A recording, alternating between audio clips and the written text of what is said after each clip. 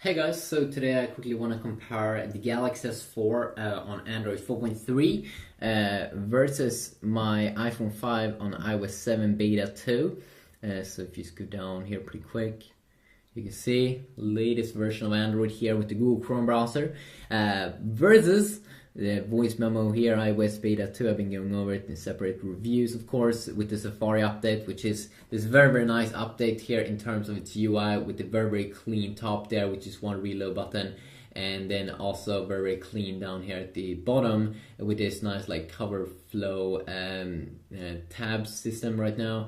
One button here to go to reading list and bookmarks, and then one tap in here in the middle for all of your sharing, and then for the Mac keys, like everything that you would want to have in a UI feel and look.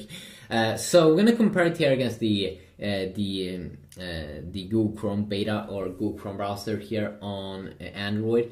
So it also has a very clean UI. I think this is probably even better in terms of its UI because up here at the top it looks very similar. But they made it a little bit more clean and removed all the messiness down at the bottom, and you just have one clean button here with reload that you usually use, and then tab system that is amazing, where you can just remove a page easily, just like so. You can open up a new tab, and the tab system is just amazing. It looks cool, it loads quick, and it just works. Where is all the good thing with Android is usually you have a menu key down at the bottom, so here's where they can hide all of the things, like you can just add a page to your favorites. They have a cool feature in Android I don't think you get in iOS, which is find on page.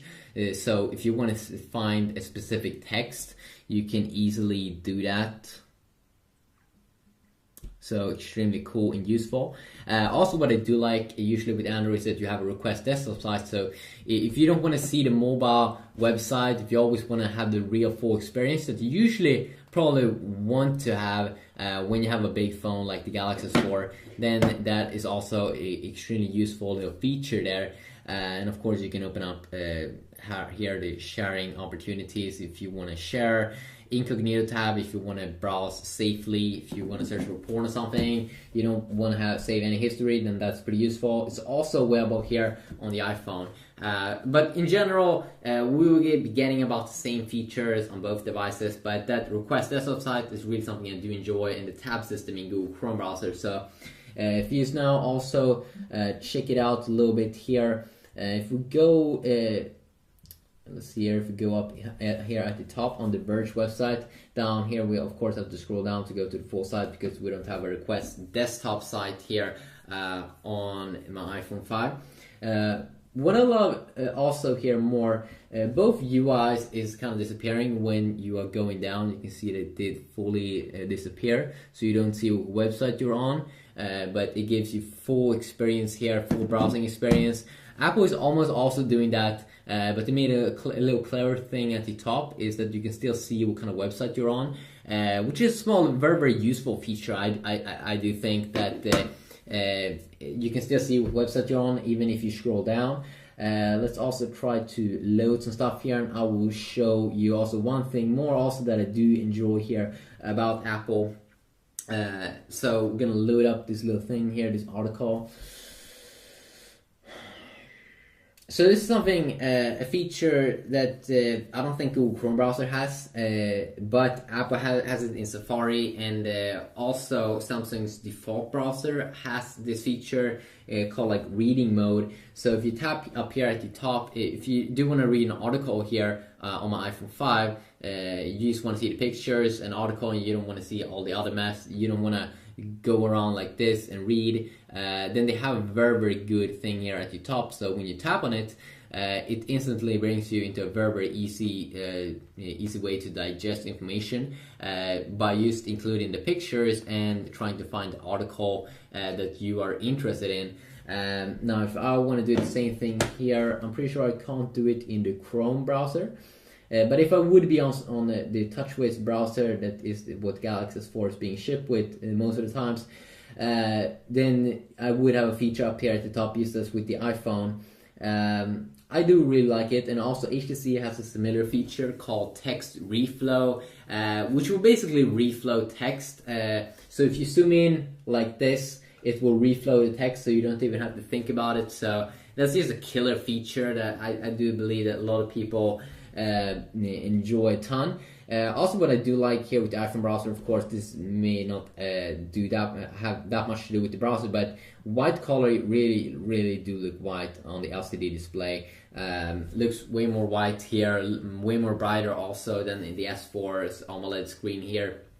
When we are reading a lot of text, and this also comes down to when we are reading. Just in general, LCD displays are really good at displaying the color white.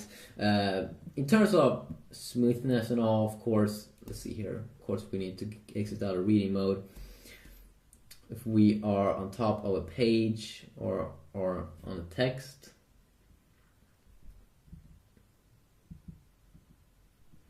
you can see that, of course, it automatically, when you double tap on both devices, it's trying to find the article that you want to read and do a quick little glance at that. Of course, also, you don't get those features that you usually get in S4, those cool features that you get with TouchWiz, like Air View, that you can hover a finger over the screen or scroll up and down with your hand. You can't do that with this GUI edition of the software here with Android 4.3. So that, of course, sucks a little bit in making these two phones a little bit more similar in the feel. Also, something I do like more here with Android is that when we go up and down, you can just with one swipe almost go from the top to the bottom, while Apple have made it way harder to do that. You have to do a ton of swiping, and I don't really know if this is going to be a big deal for a lot of people, but could still be pretty interesting to know about that little thing. So let's continue on here. Let's just go back and let's see which one it's loading up. So Apple's been doing a really good job at making the Safari browser fast in terms of its performance. So I'm connected to my Wi-Fi network at the moment, same Wi-Fi network. Let's go and tap on this.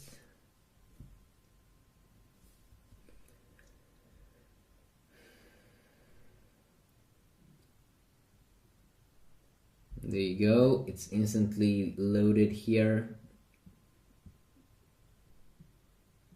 It's a little bit choppy here when we have a lot of things going on, while the iPhone seems to be handling that a little bit better, actually. And also, let's just try to do a normal reload.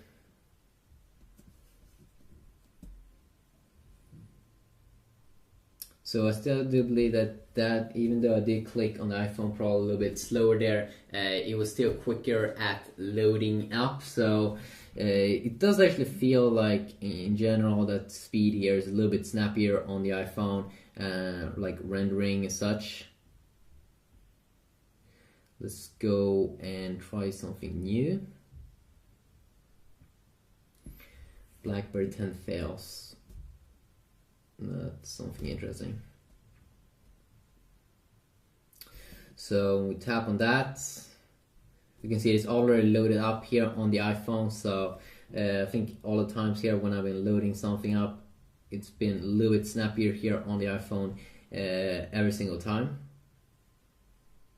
So Apple is doing some great job there at optimizing their stuff. Let's go and tap in this. About the same, maybe a little bit quicker there in terms of rendering there first on the S4, and also in terms of you get 1 inch bigger screen, of course, with the S4, and that will you will definitely notice a difference here when we're putting them side to side by each other, that it is definitely bigger, but then it also has a very slim form factor on the sides. But if you've never been handling big stuff, then maybe you should try it out first, and don't just try out the S4 for 5 seconds, but really try to use it. See here, if we go in, for some reason it feels like it's just a little bit snappier here in terms of when we are going around and everything, handling different objects here on the iPhone.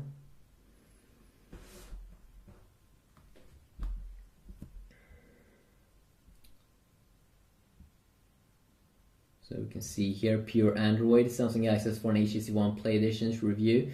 You can get that on the HTC One now as well, which is pretty nice. So see here, you did see it when I was tapping here, it didn't go into any specific features or place. There we go, now they went there. We can check out the colors here also. The iPhone 5 definitely has better color accuracy than earlier iPhones, which is making this battle very, very hard to decide which one that is the winner. But I think I have to do a separate video about that because the display, there's just so many things to go over, different environments, and like in reading the iPhone, but with a lot of colors, the AMOLED screen will probably be the winner there. So quickly look here, just if you did enjoy this video, please leave a like, and hopefully I will see you all in the next one. Yeah, peace out, bye bye.